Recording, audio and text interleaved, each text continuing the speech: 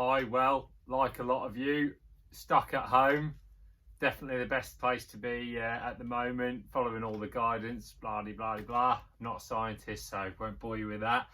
Just thought, as we're here, can't get out on the bank. Bit disappointing, really, isn't it, if I'm being perfectly honest, but could go on for a long time. No doubt there's going to be loads of bits up there, preparation, things you can be doing while you're stuck inside, but thought it might be nice, have a little bit of a reminisce. Love a reminisce myself. I've been doing articles in magazines and newspapers now for a long time. I actually started in 2007 with my first written article, and then in 2008 I started writing a monthly piece in Match Fishing magazine. Now we are in 2020, so 12 years later. I had a little short period where I think I missed 6 or 7 pieces, but apart from that, I've done one in every issue, so well over 100 articles for that publication. I get some great feedback. You know, it's really nice that you guys enjoy the stuff that I put out there. You know, I do the weeklies and all the rest of it too, because I'm living and breathing and actively fishing all the time. It's, you know, I'm assuming that people are finding it quite interesting, so that's great. But thought it might be nice if I reminisce back to the start of that series with DHP and Match Fishing magazine, because it's something that fishing changes. This was a diary style piece, and I thought, let's read it back. Let's, you know, those that missed it or those that haven't got it might enjoy listening to my interpretation of my words. And also, it'd be nice just to discuss it a little bit, because I've no doubt there'll be some very interesting things in here. Some things that I still do today, 12, 13 years on, and some things that probably seem a bit dated now. So it'll be interesting to see how it's changed, how the tackle's changed, and how we're sort of going about it. So get yourself a cup of tea, pause it if you need to get a cup of tea, come back to me, and I'm now about to read through what was the first in a series that was titled Learning Curve at the time, and we'll see how we get on. So I hope you enjoy it. Stick your headphones in and have a listen, all right? So you know the feeling. You've just left the pub after a match and you can't stop thinking about the day's performance. Did I feed enough? Did I fish in the right area of the swim? Was my casting good enough? And so on. I'm guilty of it every week, and even though I probably fish 100 matches a year, I'm constantly analysing my every move and decision and their consequences in a bid to improve on my next visit on the bank. That opening paragraph was probably the hardest opening paragraph I ever had to write in an article, because I didn't even know where to start. And I still like to read back on that sometimes and think that is still true today. Analysing, trying to make myself a better angler all the time. So how do you go about examining your performance to get the best out of your match? Well, rather than try to tell you how to do it, I'm going to use a series in this magazine to demonstrate what goes through my mind, and hopefully this will help you develop your own performances. And instead of coming away thinking, oh, why did I do that? You'll be thinking, how can I improve that? Which is the key. Now, although the series will look at my most recent matches, it also coincides with the start of the Fishermania campaign. So this is actually dated June 2008. So Fishermania campaign for that year was probably just getting started, because these articles will have been written about 6 weeks before the magazine actually came out. So we're going to cast back to last year's qualifiers and a match that rewarded me with a qualification for Fishermania. Now, so we're going back to a time, it was about June, July 2007. As always, the case of Fishermania, the tickets were like rocking horse shit. So you can imagine, when I got 4 tickets, I was buzzing, that I knew I had to focus and try and do the best I could from any chance I might get.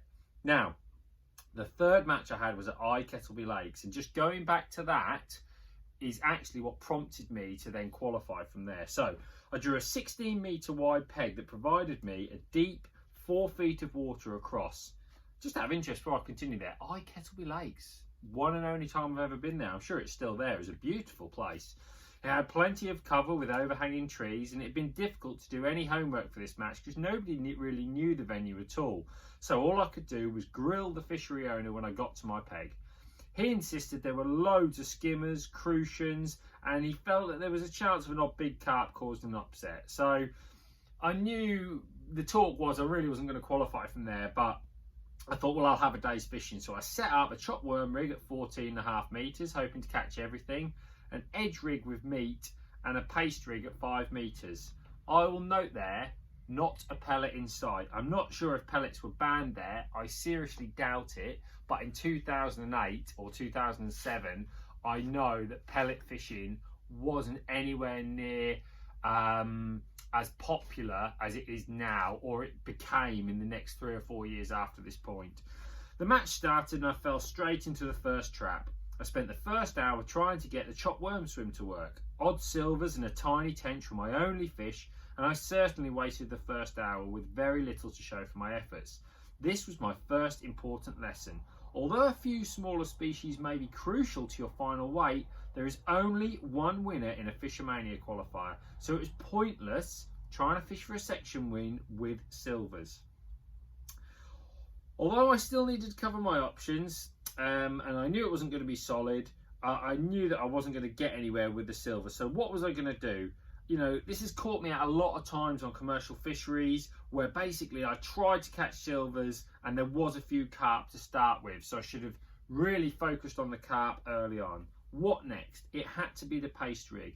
Now, the rig consisted of a 412 long bristle paste float on 019 reflow power line and a size 12 hook with just one shot directly underneath the stem. Now, those floats, I'm just holding one up here now for you guys to see. Hopefully it's cut to that, and you'll see that these are the floats that I used to use. They haven't really changed that much. Our recent paste floats are still like that, so that's quite interesting. You can see the new paste floats that are coming, very, very similar, just a little bit neater.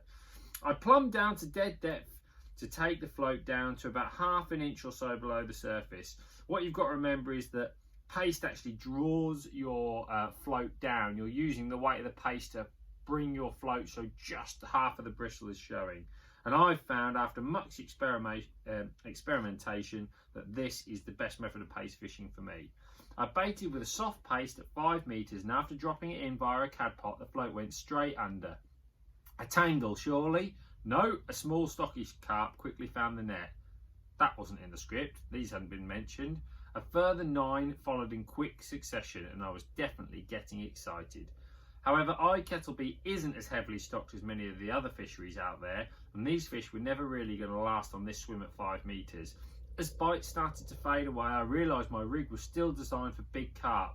Therefore, scaling down to lighter tackle was surely going to get me more bites. My next mistake. I dropped down to 013 line, which had no significant effect on my catch rate, and you know what happened. I hooked a big carp, and it ran me all over the peg on a peg full of snags and broke me down the edge. I could certainly see my chances slipping away, and this was a really big error. Stockies really aren't hook and line shy when you're fishing with paste, so why did I scale down and risk losing that match-winning fish? I'm convinced I would have still hooked that bigger fish on stronger line, so it was certainly a case of lesson learned. By this time, it was the midway point of the competition, and although I'd lost that big fish and I had 15 pound in the net, I really should have had more like 25 to 30 pound, and with 40 pound outline as a possible winning weight, what was I going to do next? There was no signs of light down the edge, so I really needed a new plan, and the far line had been a total waste of time with worms, but paste had shown its potential, so a new line across was the solution. Imagine my excitement when I discovered it was solid. Now, it has to be said that paste fishing at 16 metres is difficult at the best of times, but as a strong crosswind got up, I was trying to fish soft pace, and this was proving difficult to put a weight together. Decision time. I knew that I had every chance of a couple of big fish across, so I don't mind admitting that I made yet another mistake by persevering with this line until the end of the match. It was a big mistake then that I realised, as I added very little to the final hour, and my final effort of just over £30 left me incredibly frustrated with not even a section prize to show for my effort. I just couldn't get the match out of my head. Ahmed Jawad won it with just over £70, but what could I have done to win my place in the final? It was obvious that pace was best, but maybe a stiffer pace would have stayed on better in the strong gusts. But then, would that have resulted in more fish in the net? I also felt that by rotating the close line with the one across, I could have definitely put more fish together for a possible winning weight. After thinking about the match for a whole week, I was bursting to get onto the final qualifier at the prolific Garbalino Lindome Fishery, now Drennan Lindome Lakes. I know the venue very well, and although I felt I'd learned a lot from the previous match, I never really thought that that knowledge would come into play at Lindome. I couldn't have been more wrong. Again. When I drew my peg, I found myself on a lake I'd never fished before, but upon quizzing fishery owner Neil Grantham, he told me it held a good head of silvers and small stocky carp would be in the area. Small stocky carp, here we go again. When I got to my peg, it was 16 metres wide with 3 foot of water and overhanging trees. Sound familiar? It was actually beaches about 28, I think. I wasn't going to make the same mistake twice, and although I did put some silverfish rigs up, they never even saw the water. This led me to a main attack, paste to the far bank and paste down the edge. My rigs were a take no prisoners category, 019 reflow power to a size 12 Pt1 barbless hook. I also had stiff and soft paste mix up because if the wind got up, what I'd learned from last time, don't want to be messing around with soft paste across. This was just simply made of the fishery micros. I wetted them down. I plumbed a short line next to the near side reeds for me to have give the main line a break, but my approach was definitely going to be based around the cover across. It was solid from the first put-in, and although I made a few mistakes, they were minor in comparison to my last match. I was rotating lines and paste mixtures because I could put a stiff paste on when it was solid. I could put a softer paste on when I needed just to try and encourage that extra bite. And I put 60 carp for a very satisfying £83.12. Each carp fought like crazy. They used to go nuts in beaches. It was insane. And even though I was fishing with 17 hollow and 019 mainline, I still got broken on 2 occasions. Maybe I could have stepped it up even more. History shows that the result was actually only good enough for second overall, which was still a great result in 130 anglers, but it was satisfying nonetheless. And then even more incredible when the winner, a chap called Howard Langley, sensationally pulled out of the final for personal reasons, leaving me with a ticket for the big event. I think many people believed I was very lucky that day, and I was as well. However, I do recall, I've just put here, just £5 separated me from the following 4 anglers. So £5 less and I would have been 5th and not qualified. So any of those big mistakes from the previous match would have seen me miss out. I suppose that's typical for top level match fishing.